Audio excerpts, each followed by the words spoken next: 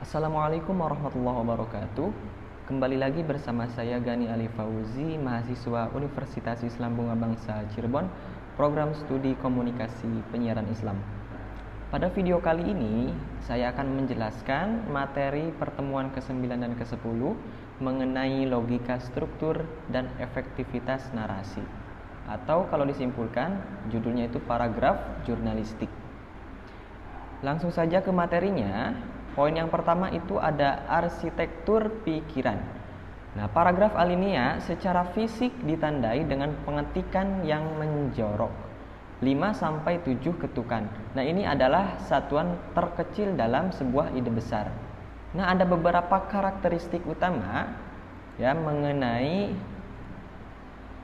paragraf jurnalistik. Yang pertama itu ada ide pokok. Nah, mengandung makna ataupun ide utama yang sangat relevan dengan keseluruhan tulisan. Ada juga koheren, yaitu satu kesatuan ekspresi pikiran yang padat dan saling terikat antar kalimat. Kemudian ada sistematis, yakni tersusun secara logis mengikuti alur penalaran yang konsisten.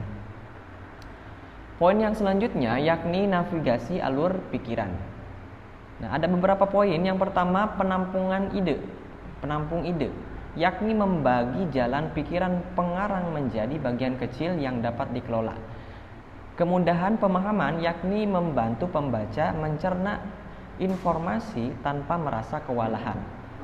Poin yang ketiga dari navigasi alur pemikiran, yakni memandu pembaca mengikuti alur logika penulis dari awal hingga akhir. Kemudian struktur internal. Nah, yang pertama itu ada transisi, yang kedua kalimat topik, yang ketiga pengembang, dan juga yang terakhir penegas. Yang pertama transisi, yakni penyambung antar paragraf agar mengalir. Kemudian yang kedua itu kalimat topik, yakni inti utama yang dibahas dalam alinea. Kemudian yang ketiga yakni pengembang.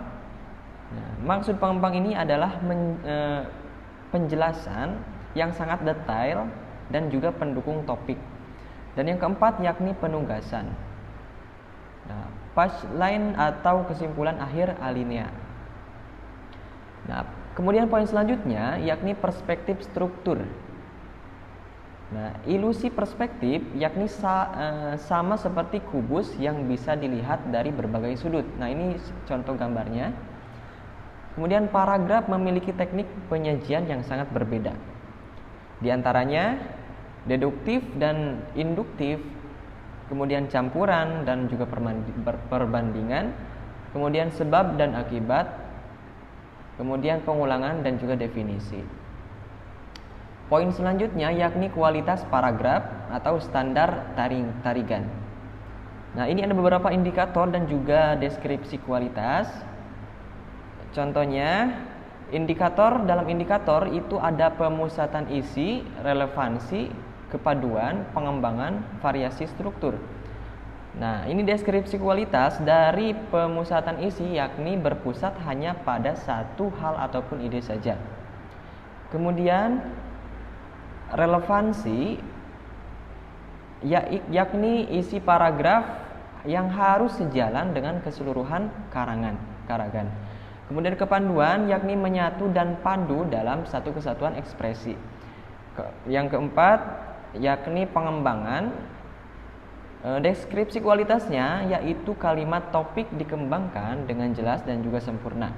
Dan yang terakhir yaitu variasi struktur, yakni struktur kalimat dalam paragraf harus bervariasi atau tidak terlalu monoton. Poin selanjutnya yakni standar jurnalistik modern. Nah, ini ada beberapa poin, yakni diantaranya poin yang pertama bahasa baku, yaitu menggunakan bahasa Indonesia yang baik dan juga benar sesuai kaidah.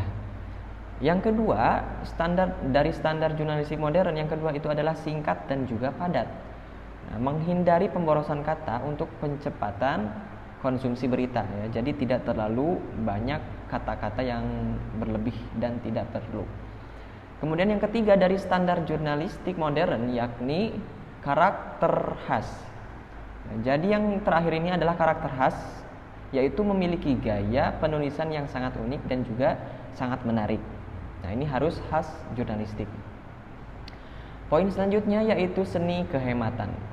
Kalimat hemat bukan berarti membuang kata yang penting, tetapi membuang redundansi untuk kejelasan. Ilusi keseimbangannya yakni layaknya menyusun batu zen. Nah, ini seperti gambar di samping. Setiap kata harus memiliki beban yang pas. Terlalu banyak kata maka akan merusak keseimbangan makna. Nah, itu gambarannya seperti batu yang ada di samping. Nah, poin yang selanjutnya yakni audit redundansi kata. Apa yang harus dikurangi? Pengulangan yang pertama itu ada pengulangan subjek kalimat. Yang kedua ada penggunaan hiponim berlebih. Yang ketiga ada pemakaian kata depan yang tak perlu. Yang keempat, pemakaian kata sambung redundan ya. Kemudian poin yang kedua dari audit redundansi kata yakni yang pertama kata dan kalimat yang mubazir. Kemudian yang kedua konstruksi kalimat yang rancu. Poin yang terakhir mengenai ringkasan konsep. Nah, ini ada beberapa pilar paragraf dan juga esensi jurnalistik. Yang pertama, pilar paragraf yang pertama adalah struktur. Nah, esensi jurnalistiknya yakni koheren, logis dan juga sistematis. Pilarnya yang kedua, isi yakni satu ide pokok yang sangat relevan. Pilar yang ketiga yaitu gaya, maksudnya adalah singkatan padat yang khas. Kemudian pilar paragraf yang terakhir yakni prinsip, yaitu harus hemat tanpa mengurangi kejelasan. Mungkin cukup sekian materi pada kesempatan kali ini, kurang lebihnya mohon maaf. Akhirul kalam, assalamualaikum warahmatullahi wabarakatuh.